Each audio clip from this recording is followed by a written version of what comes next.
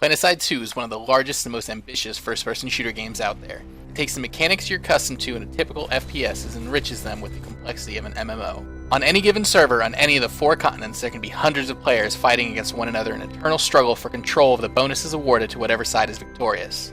Victory is ultimately decided based on which of the 3 factions has the most victory points, which are points that a side is awarded for capturing key objective areas that you will find out about in more detail when I'm not trying to explain this all in 1 minute.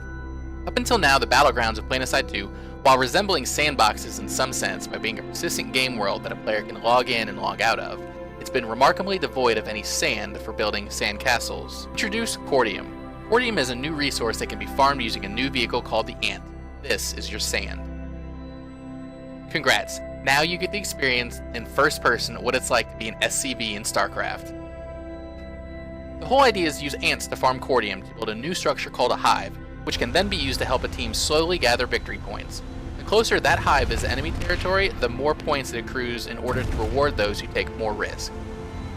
A host of basic base building designs are available to all players, while those whose interest may be piqued by this mechanic can feel free to purchase more options.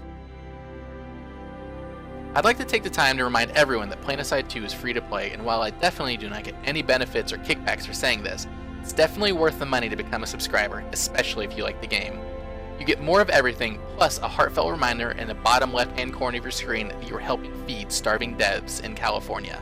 Aside from these new construction mechanics, there's also a new gun for the max, new UI looks and feels, some additional graphics texturing, and some bug fixes and updates that while you may not notice, someone has probably spent weeks and months working on them.